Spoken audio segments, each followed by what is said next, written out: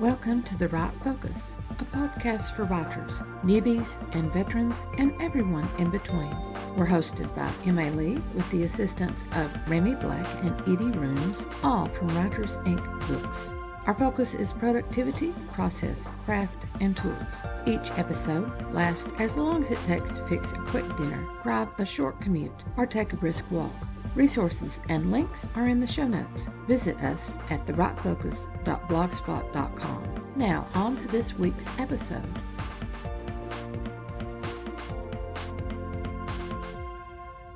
Old challenge versus new challenge. That's the theme for this week's episode. We say goodbye to the Summer Writing Challenge, which tracked all the pesky jobs writers have to do in addition to writing.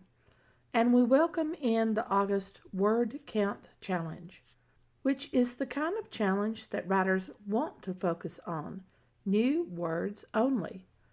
No sketched words, an estimate from the rough, any overage in changing rough to draft, as well as overage that comes with revision and proofreading. Before I ramble too much down the road of the Word Count Challenge, let's finish out the Summer Writing Challenge. We only needed the check-in for the last day of July. 3 goals for that Wednesday. 1. Upload the audio files to Find a Way Voices to publish on August 8th for Defeat Writer's Block. 2. Write the August newsletter for a different pen name. 3. Make a final decision on the podcast series for August. Last goal first. I had a plan for the podcast last week, all about writing craft information, but I've abandoned that in favor of the Word Count Challenge. I've let too many distractions and disruptions interfere with a daily word count. It's time to rein that in. I don't think I had realized how I had slacked off with the project challenge of June and July. I was trundling on my merry way because I was achieving my 10,000 words a week. But that achievement was fudging the stats. We do need to consider time spent as words gained, but not when we focus on publishing. I have 2 yearly totals, the words published total, which is pure word count, then a tally of yearly words, which combines new words written with time equivalent jobs, like creating audio for the podcast. But the time equivalent challenge, which is accurate for time spent, that is not new words only. I do think we need to track both words published yearly and time equivalent words yearly. But in the long haul through the year, we need daily and weekly and monthly goals. My monthly goal is 45,000 words, with a weekly goal of 10,000 words. But that includes time equivalent. And it allows me to slack off. No more. August will count new words, although I'll keep my time equivalent tally as a motivation to get audio files done. I'm justifying my slacking. Not good. Hopefully, days into the Word Count Challenge will stop these excuses. All of this gabbling merely explains my thoughts from last week to this week, and the reason the podcast plan for August changed. I woke up with that as the goal for the next series. Maybe my subconscious mind made the change. Who knows? On to the second goal for last Wednesday, last day of July. I needed a newsletter for a pen name to run in August. In the new goal, we're at August 1. The newsletter words would be new and would count in the tally. They'll count for July because that's the day they were written. And that brings me back to the yearly tally I just rambled about. Audiobooks go onto the list of published at year's end, although not the words of the audiobooks. Podcast episode words do not go onto that tally, and that's a problem I've never quite worked out. The words for the books as a first iteration, the ebook usually, goes into that tally. That makes sense. But I've never tallied up anything to do with the podcast except as a time equivalent. Should I count podcast hours? How does one account for that time spent?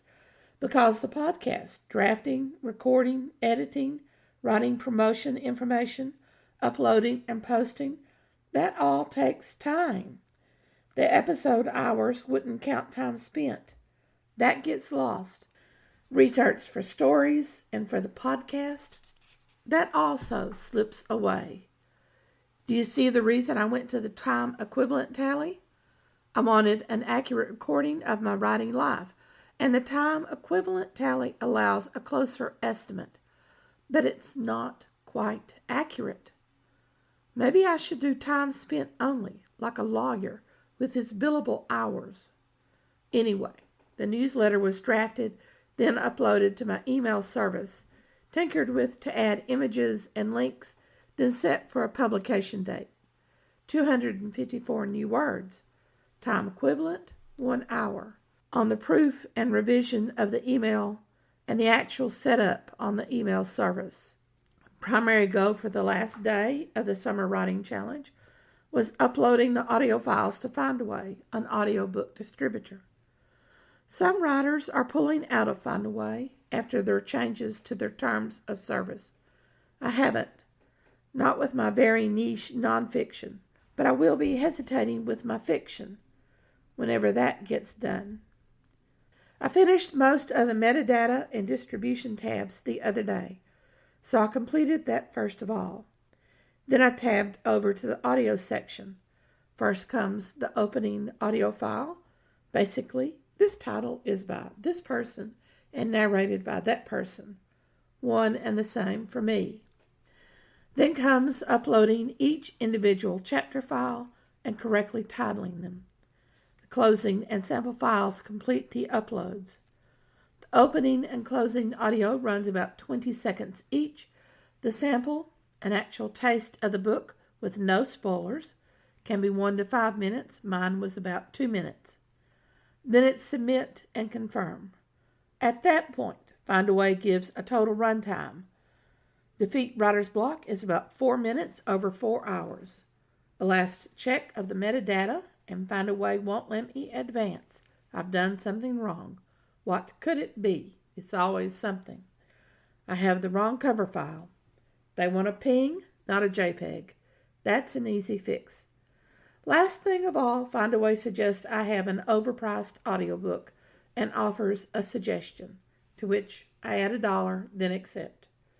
It's an instant email after submission informing me that an audiobook has entered quality control, the part over which I have no control and which takes the longest. 3 days later came an email proclaiming acceptance for publication. It's set. Everything's done. I achieved my goal on Project 1. And that's all the time I have, for I have a commitment that evening. I totally completed 2 of my 3 project goals. The other project goal is in progress. All that old brings me to the new, the word count challenge for August. What are the rules for the challenge? Daily writing, number 1. Number 2, 500 words minimum, whether fiction or nonfiction. That's 2 complete pages in rough form. 4, no days off.